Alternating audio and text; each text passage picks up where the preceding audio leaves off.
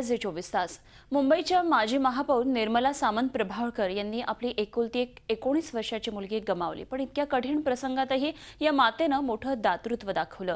आपली दिवंगत कन्या हेमांगी हिचा लिव्हर, किडनी आणि डोळे असे अवयव दान करून त्यांनी मोठा आदर्श घालून दिलाय।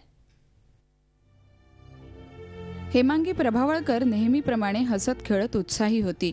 अचानक तिचं डोकं दुखायला लागलं। पुढच्या 10 मिनिटात उलटी झाल्यानं ॲम्ब्युलन्स बोलवावी लागली। हॉस्पिटलमध्ये दाखल केल्यावर तिला ब्रेन हॅमरेज झाल्याचं स्पष्ट झालं। ब्रेन हॅमरेजमुळे तिचं ब्रेन डेड झाल्याचं डॉक्टरांनी सांगितलं।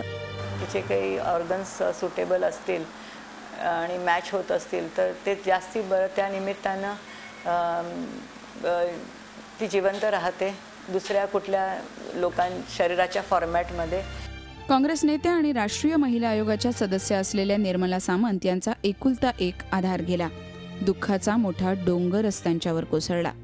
पण त्याही स्थितीत या आईनं आपलं सामाजिक भान जपलं। आपल्या मुलीची किडनी, लिव्हर आणि डोळे डोनेट करण्याचा निर्णय त्यांनी घेतला। केवळ हा निर्णय त्यांनी घेतला नाही, तर ती मदत योग्य व्यक्तीपर्यंत पोहोचते की नाही याची खातरजमाही केली। मी त्याचा अभ्यास केला। एवढे जे दिवस मला मिळाले हे डिसिजनच घ्यायला मी वेळ घेतला, कारण मला हे बघायचं होतं की आपण जे करतोय ते त्याचा सत्कामी आले पाहिजेत आणि योग्य डोनर आहे ते, आणि त्याचा व्यापार होता कामा नये। एका आईच्या या दातृत्वाचं कौतुक करावं तेवढं थोडंच। या निमित्तानं अवयवदानाची संस्कृती मुंबई महाराष्ट्रात रुजावी असा आदर्श निर्मला सामंत प्रभावळकरांनी घालून दिलाय।